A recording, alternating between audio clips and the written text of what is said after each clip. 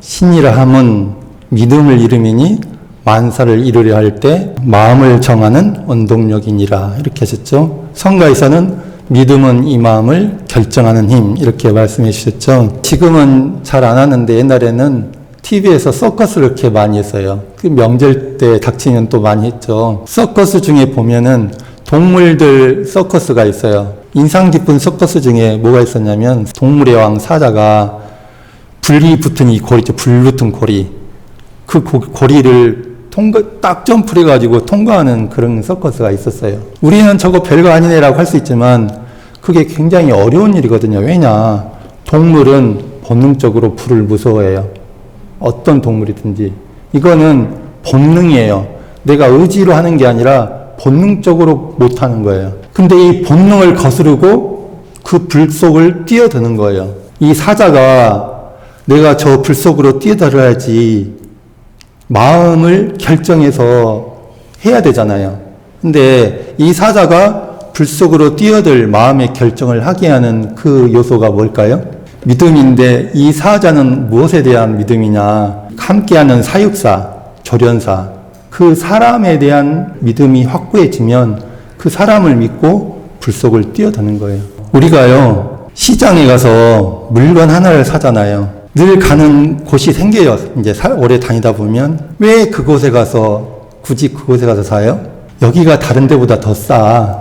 이 사람은, 이 파는 것은 믿을 수 있어. 그 가격과 품질에 대한 믿음.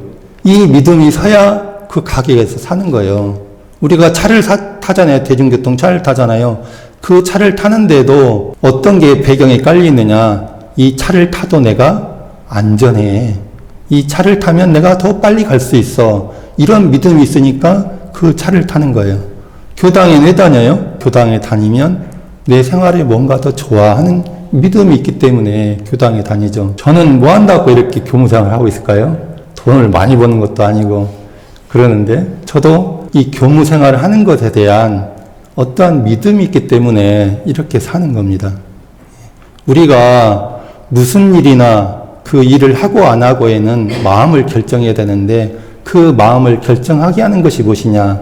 믿음이라는 거죠. 제가 어떤 교당에 근무할 때 교당에 이제 연로하신 분들이 많았어요. 그 큰 교당인데 보통은 이제 그 다른 이제 부교무님들이 운전을 하는데 부교무님들이 없을 때가 있잖아요. 그러면 제가 이제 운전을 해야죠. 어쩌겠어요.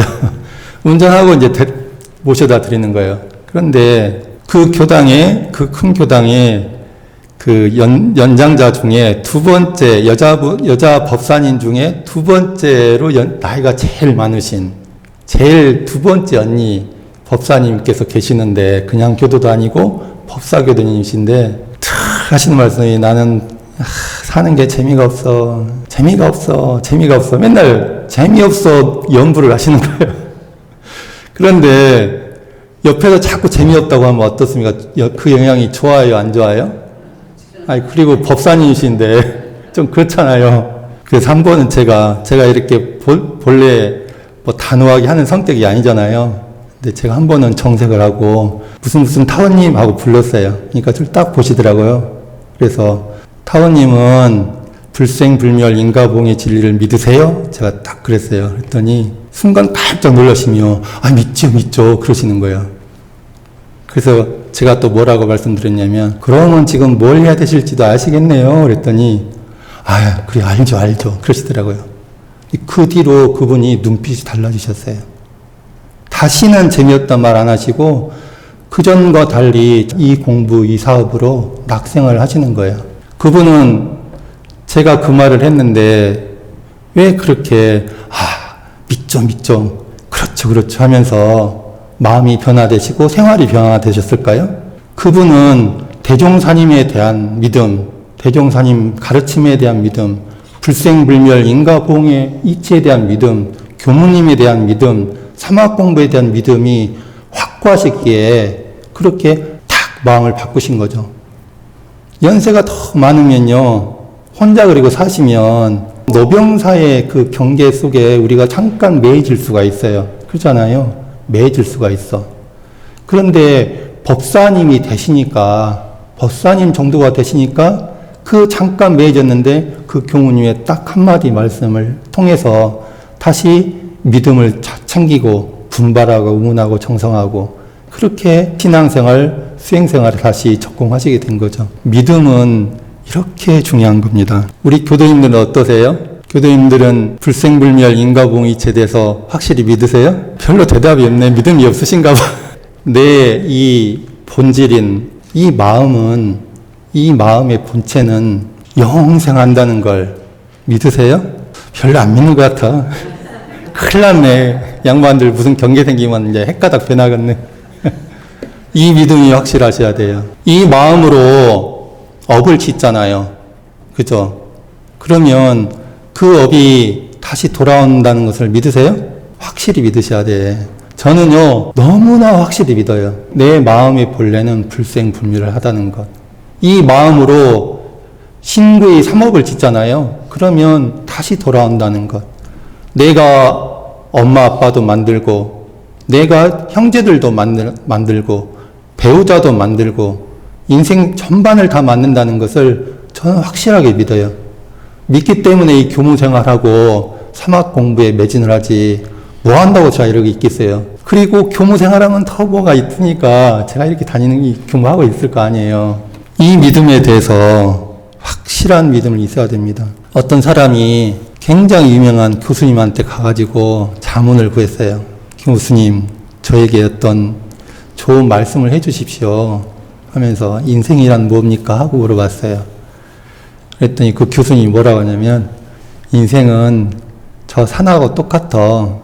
뭔 말인지 잘 모르고 있으니까 산은 뭐 어떻게 해야 돼요? 그 산을 넘어가야 되죠. 그럼 그 산을 넘어가면 어떻게 되는데요? 다음 산을 또 넘어가야지. 이게 인생이라는 거예요. 그 산을 넘는 게 인생이에요. 그 산은요, 올라갔다 내려갔다 하는 거예요. 반드시 내려가면 다시 올라가는 고비가 오게 되는 거예요. 결혼을 하면 노상 좋습니까? 결혼 생활에도 고비가 있고, 사업을 하면 노상 좋습니까? 사업에도 고비가 있고, 교도 생활하면 노상 좋습니까? 교도 노릇하는데도 고비가 있어요. 그럼 교무 생활하면 아무 고비가 없을까요? 교무 생활에도 고비가 있어요. 그 고비를 우리가 어떻게 넘어가느냐 하는 게 중요한데, 대산종사님께서는 법의 등급 중에 특신급에 대해서 해설하시면서 뭐라고 하셨느냐. 도가의 성공은 이에서 결정난다. 도가의 성공은 특신급에서 결정난다는 거예요. 특신급이 뭐냐면 예를 들어서 이 특별한 신심이 나느냐, 별 신심이 나지 않느냐, 여기에서 도가의 성공이 결정난다는 거예요. 특신급에서 자기 법위가 어디까지 갈지가 결정나는 거예요.